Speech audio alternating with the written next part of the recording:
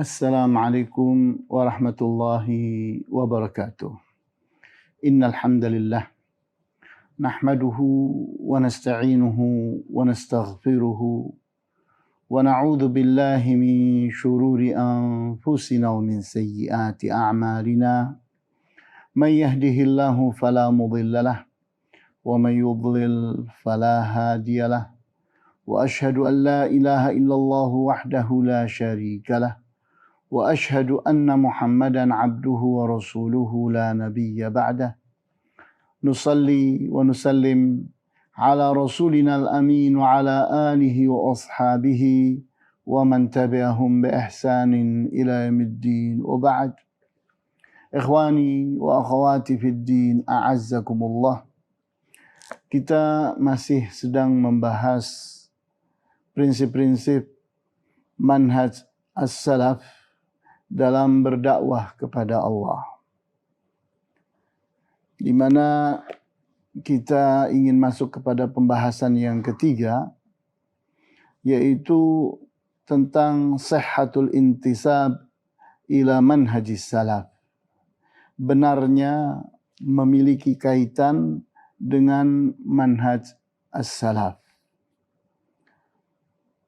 Kita merasakan pada saat manusia itu jumlahnya semakin banyak dan mereka bertebaran kemana-mana ke seluruh dunia. Kemudian jumlah para ulama yang benar-benar berpegang kepada Al-Quran dan Al-Hadis dengan pemahaman yang benar dari para sahabat dan para tabi'in serta para tabi'ut tabi'in, jumlah mereka, jumlah para ulama itu tidak banyak. Sehingga coverage atau bagaimana mengcover, menutup kebutuhan manusia yang bermiliar-miliar itu sebuah masalah. Oleh karena itu, hal yang harus didengungkan, harus digemakan adalah bagaimana agar setiap orang itu memiliki kesadaran yang tinggi untuk punya kaitan yang benar dengan manhaj atau konsep yang benar ini. Sehingga kalau kesadaran ini telah terbangun dan telah berdengung, telah bergema kemana-mana, kemudian kesadaran orang pun untuk semakin berilmu, bahkan semakin banyak orang yang ingin menjadi ulama, maka masalah coverage tadi, bagaimana kita mengcover, mencukupi kebutuhan dunia tentang kebenaran manhaj ini akan terjawab.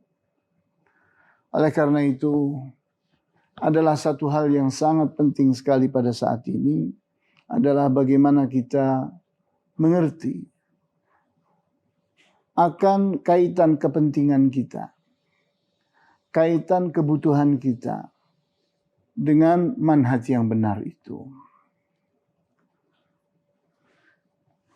Pada saat yang lalu telah kita bahas tentang manhaj as-salaf.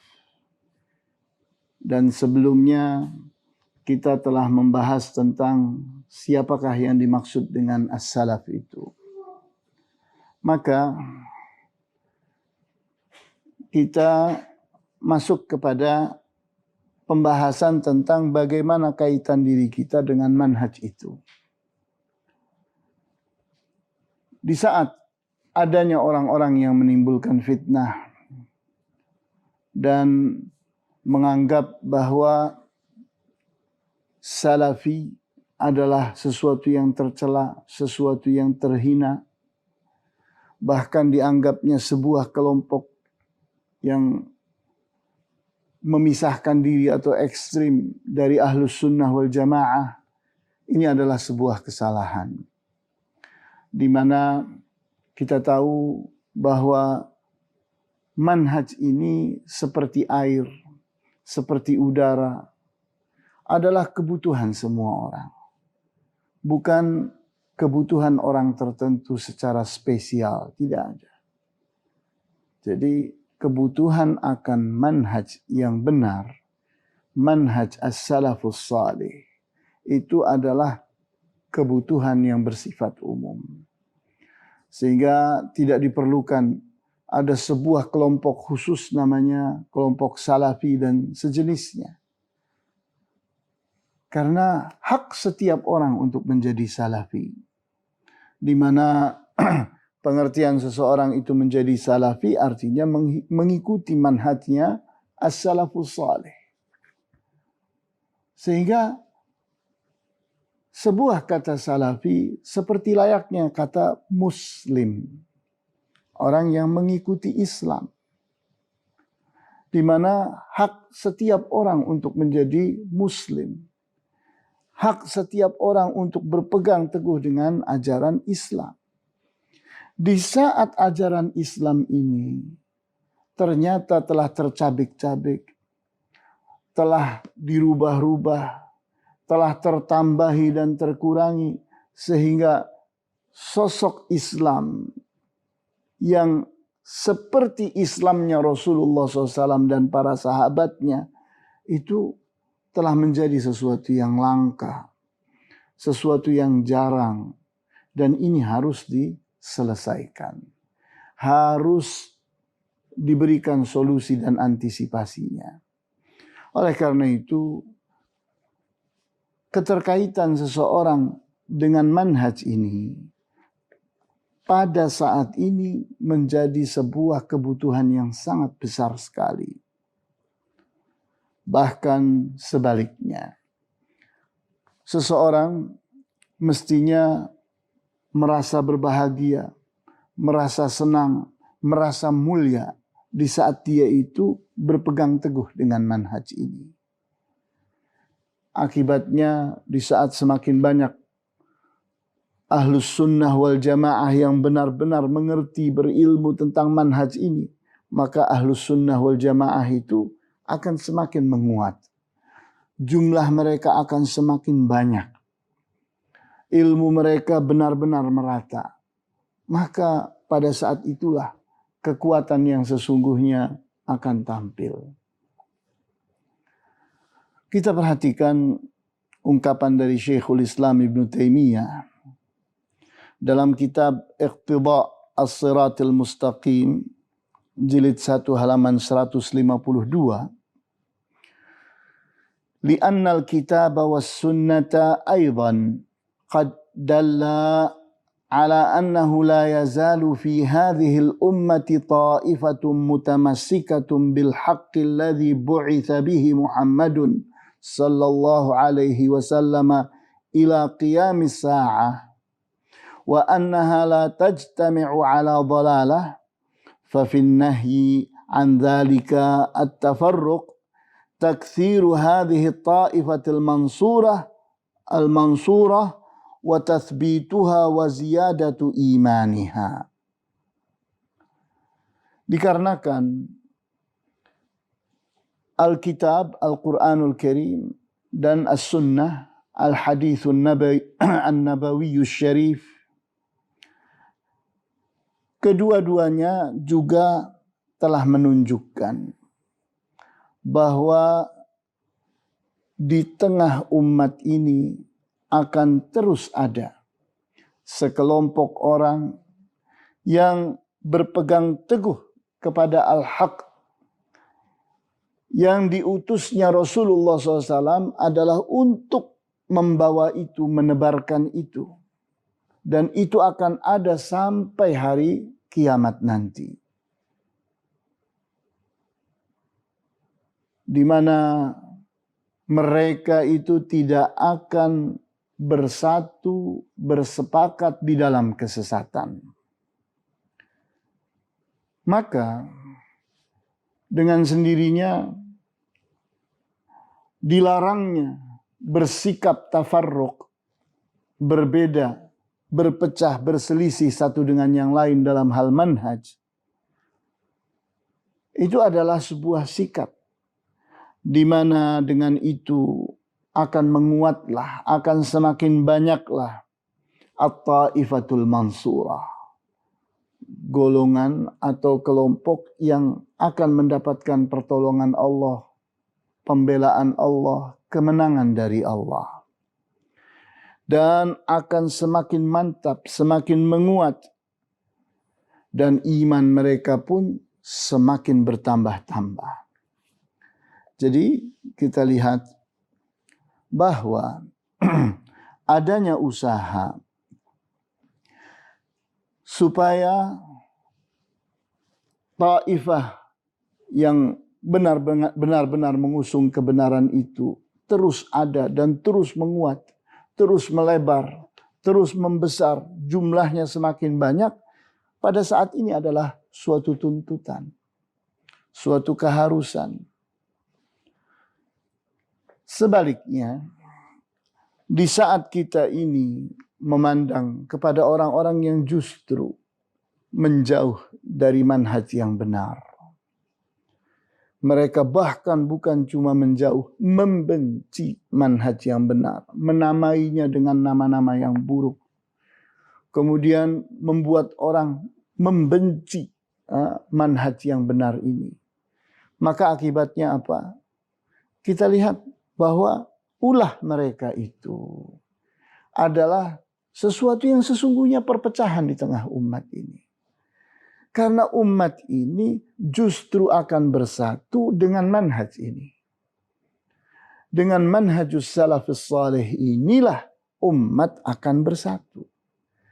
Di saat setiap orang punya hak untuk membuat manhaj, setiap golongan punya hak untuk membuat manhaj, maka pastikan yang akan terjadi adalah perpecahan. Di saat ternyata kita mengundang orang, ayo kembali kepada manhajnya Rasulullah SAW. Ayo kita kembali kepada manhajnya as-salafus salih.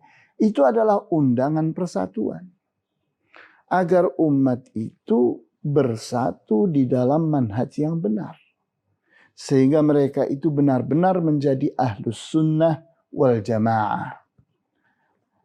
Sedangkan sikap orang yang ternyata menyeret-nyeret kepada bid'ah, kepada hawa nafsu, justru itulah sikap yang mengajak orang kepada perselisihan, perpecahan di tengah-tengah muslimin.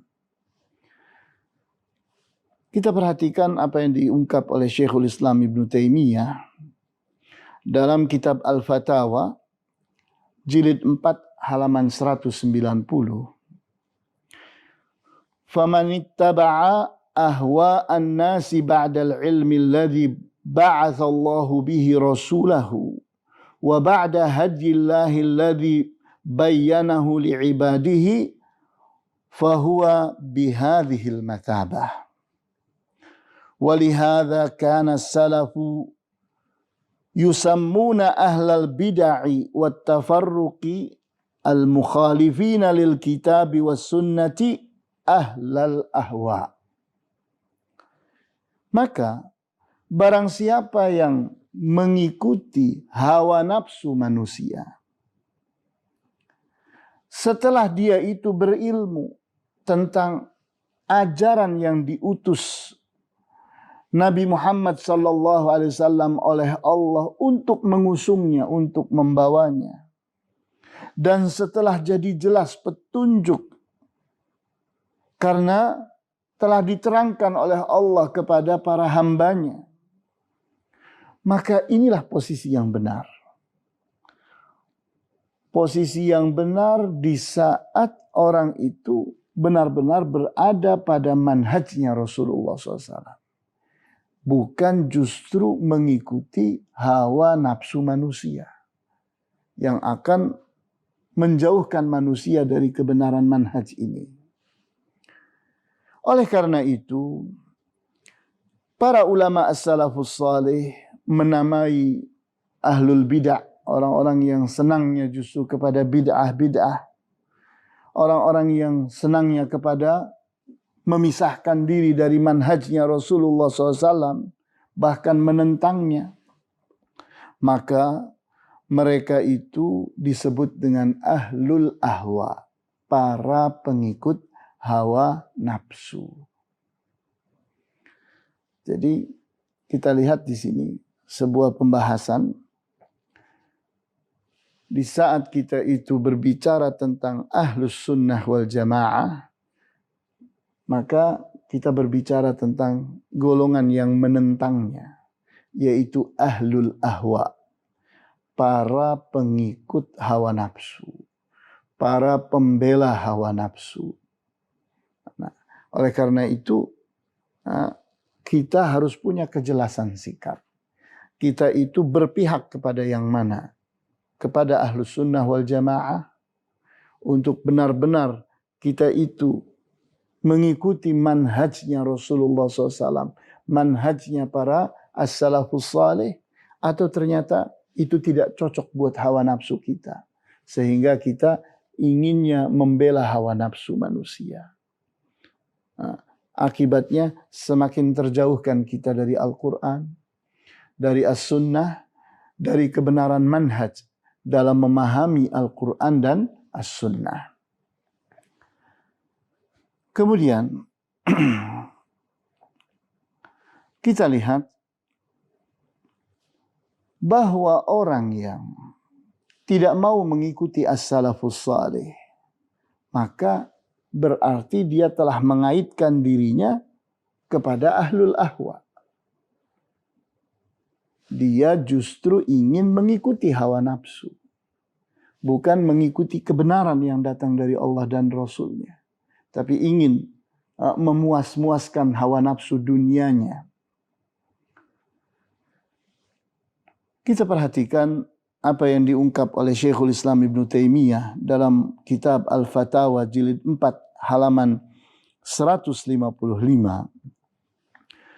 Fa'ulima anna syi'ara ahlil bid'ah huwa tarkun tihalil ittiba' tarkun tihalit tiba'is salaf.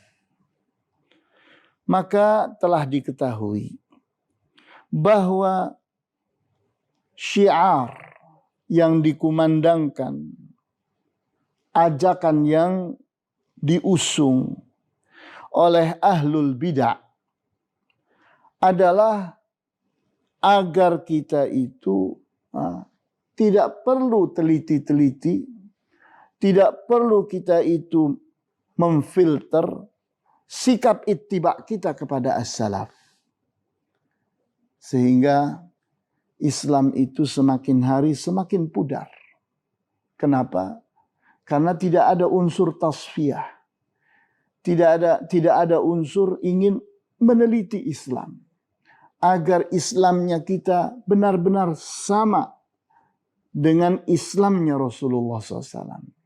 Islamnya kita sama dengan Islamnya para sahabat radhiyallahu anhum.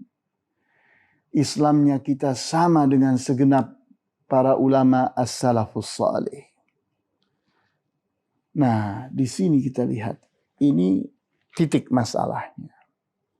Di saat kita itu ingin menguat, maka kita harus melakukan tasfiyah. Kita harus melakukan intihal. Kita memilih dan memilah. Untuk benar-benar yang kita pegangi adalah manhaj yang benar. Sehingga benar-benar sesuai dengan Al-Quran, sesuai dengan Al-Hadith, sesuai dengan pemahaman para ulama as-salafus salih. Kemudian kita perhatikan lagi perkataan Syekhul Islam Ibnu Taimiyah dalam kitab Al-Fatawa jilid 28 halaman 133. Walihada kana man kharaja an mawjibil kitabi was sunnati minal ulama'i wal ubbadi yuj'alu min ahlil ahwa kaman kana salafu yusammunahum ahlal ahwa. Oleh karena itu, orang yang keluar dari keharusan tuntutan yang ada pada Alkitab dan As-Sunnah, baik mereka itu para ulama atau para ahli ibadah, maka mereka tergolong di golongan ahlul ahwa, para pengikut hawa nafsu. Seperti halnya di zaman dahulu kala, bahwa para ulama as-salafus salih menamai mereka dengan ahlul ahwa. Jadi kita lihat bahwa kita ini harus memiliki kesadaran akan adanya sebuah tuntutan. Tuntutan untuk kita ini benar-benar sesuai dengan Al-Quran dan As-Sunnah. Sesuai dengan pemahaman yang benar. Sesuai dengan ajaran yang benar. Tuntutan itu harus ada setiap saat pada setiap insan muslim. Karena kesadaran inilah yang nanti akan membuat mereka itu kuat. Sehingga setiap person, setiap orang, setiap individu kuat, maka kelompok mereka akan menjadi kuat. Kemudian kelompok besar mereka akan menjadi kuat. Kenapa? Karena kuatnya ilmu mereka, kuatnya iman mereka, kuatnya keterkaitan mereka dengan manhaj yang benar. Di saat kita berbicara tentang bid'ah, maka penyebab lahirnya bid'ah tidak lain adalah sikap menjauh dari manhaj as-salafus salih. Di saat seseorang merasa tidak harus berkaitan dirinya dengan manhaj yang benar, maka artinya dia sedang mulai menumbuhkan bid'ah itu. Semakin jauh seseorang dari sunnah yang benar, menjauh dari Al-Quran yang benar, menjauh dari pemahaman yang benar, terus seseorang mencopot keterkaitan dirinya dengan manhaj yang benar, maka dengan sendirinya dia itu sedang menumbuhkan bid'ah. Karena dia akan mulai mencocokkan ajaran Islam ini dengan hawa nafsu, dengan kepentingan-kepentingan keduniaan. Mulailah Islam itu memudar, Islam itu berubah, ditambahi orang, dikurangi orang, digeser. Kemudian terjadilah penambahan-penambahan yang semakin dahsyat.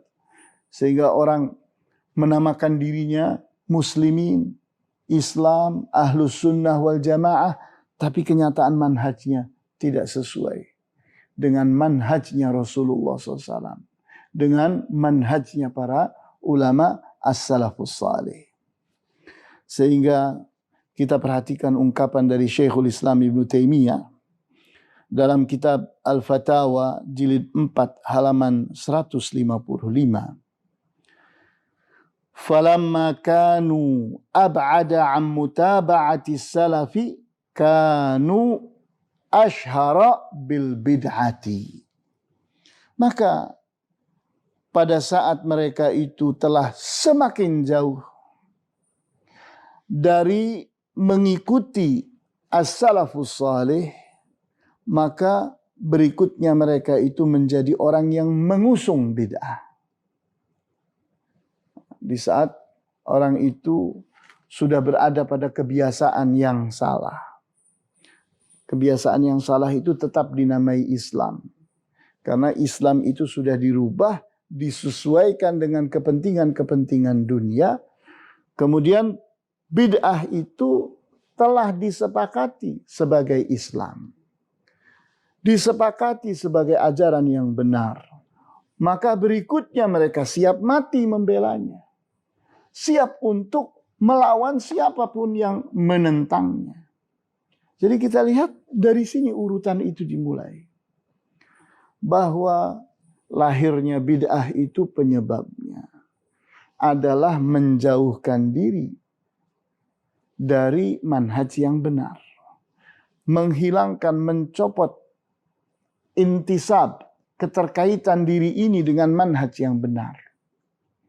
Maka Terus Islam itu semakin memudar dan kemudian lahirlah bid'ah-bid'ah. Kemudian setelah itu di tingkat berikutnya, di level berikutnya, bid'ah itu telah menguat. Seolah-olah itulah Islam, itulah kebenaran. Maka mereka bela, mereka usung. Siap mati mereka untuk membela kebenaran yang mereka yakini itu. Padahal ajaran yang mereka pegangi itu telah jauh, telah berbeda, telah bertentangan dan berselisih dari manhajnya Rasulullah SAW dan para sahabatnya. Sehingga tidaklah aib, tidak merupakan cacat, tidak merupakan sesuatu yang tercela di saat seseorang itu dengan gagah, dengan lantang, dengan kuat mengatakan ini manhaj as-salaf yang harus kita ikuti. Kemudian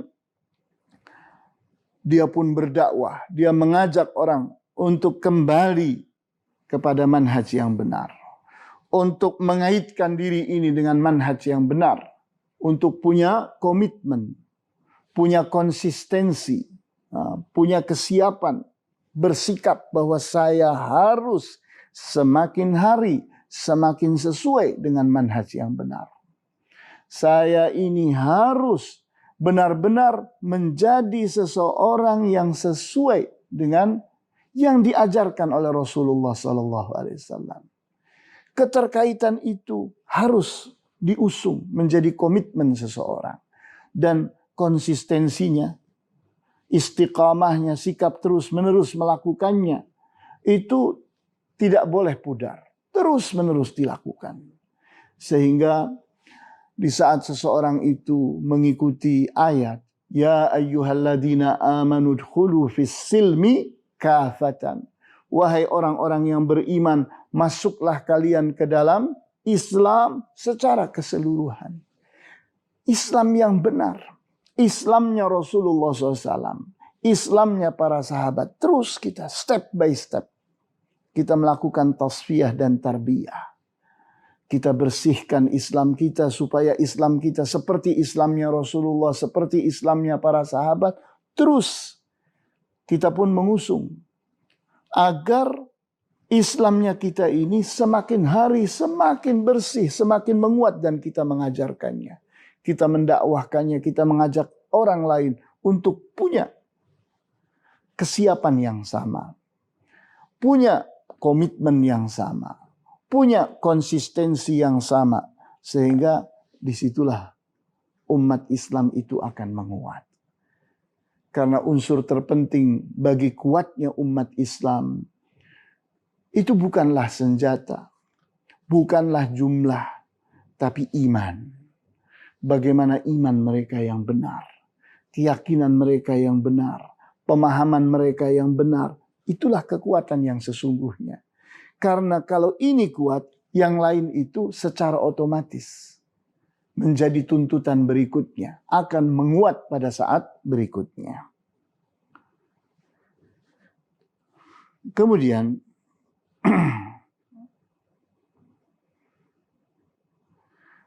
sikap yang sebaliknya, di saat ada orang yang justru mencela, kamu itu fanatik, kamu itu ekstrim, kamu itu radikal. Maka kita bilang, kalau engkau bilang begitu, bahwa engkau itu sesungguhnya sedang berucap bahwa Rasulullah SAW itu fanatik, bahwa Rasulullah itu ekstrim, Rasulullah SAW itu radikal. Itu makna dari ucapanmu. Karena ajakan yang kita ajak orang kepadanya bukan bikin Islam yang baru, bukan mengusung Islam yang berbeda dengan Islamnya Rasulullah, tidak. Justru kita mengajak kembali ke sumber kebenaran itu. Kita kembali kepada mata air yang jernih. Ingin kita kepada Islamnya Rasulullah SAW. Itu ajakan kita. Sehingga di saat kita dituduh dengan tuduhan-tuduhan yang negatif, kita kembalikan lagi. Jadi engkau ini sedang bersikap buruk sesungguhnya kepada Rasulullah SAW. Karena yang kita ajak pada saat ini bukan engkau mengikuti ajaran yang aku buat, ajaran yang aku karang, ajaran yang guruku buat, ajaran golongan tertentu yang diada-adakan. Tidak, bukan itu yang sedang terjadi. Tapi kita ini sedang mengajak orang untuk kembali kepada sumber kebenaran, kepada mata air yang jernih, kepada ajarannya Rasulullah SAW. Kita perhatikan apa yang dikatakan oleh Syekhul Islam Ibn Taimiyah dalam kitab Al-Fatawa jilid 4 halaman 149. Bal la aiba wala madhammata ala man abhara manhaj as-salafi wa da'a ilaihi wa intasaba ilaihi fa innahu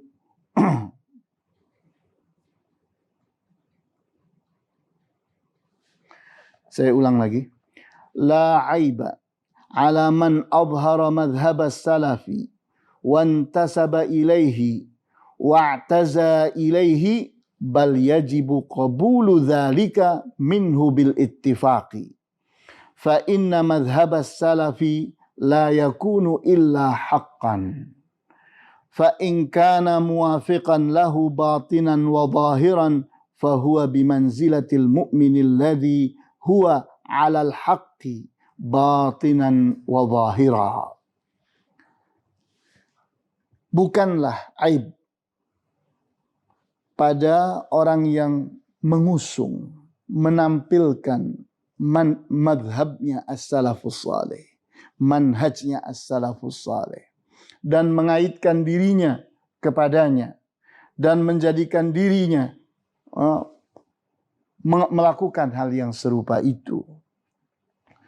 Bahkan jadi wajib menerima hal ini dengan kesepakatan.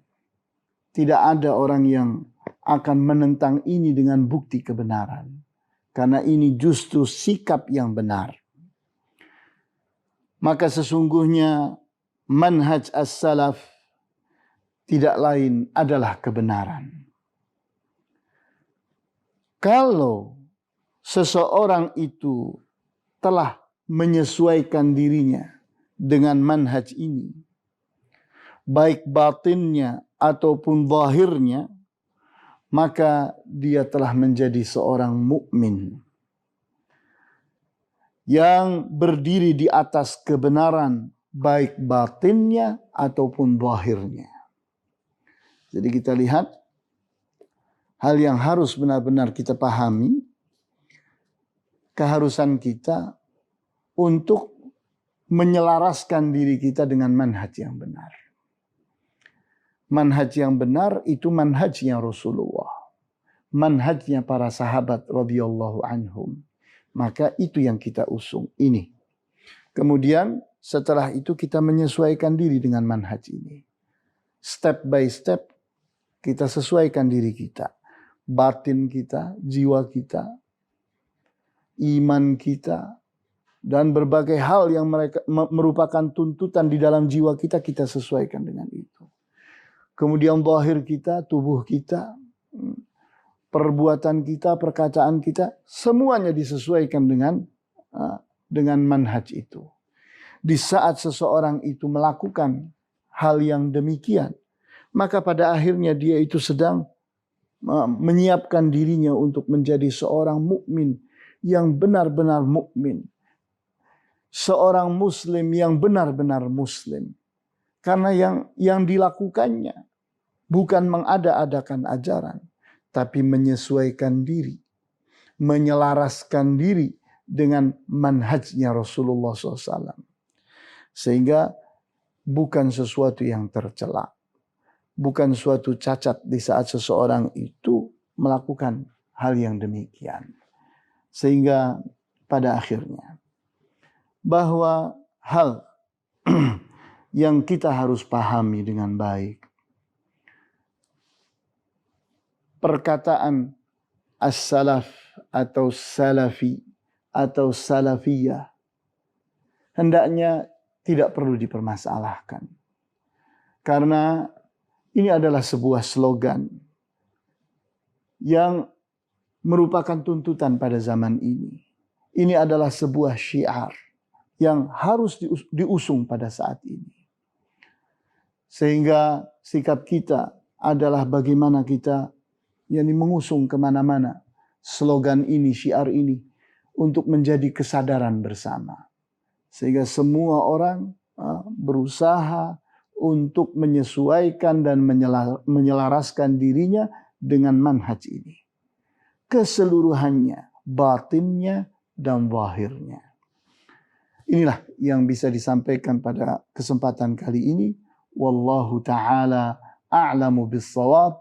Walhamdulillahi rabbil alamin. Wa sallallahu ala asyrafil anbiya'i wal mursalin. Wa ala alihi wa ashabihi ajma'in. Subhanakallahumma wa bihamdika. Ashhadu an la ilaha illa anta astaghfiruka wa atubu ilaik. Wassalamualaikum warahmatullahi wabarakatuh.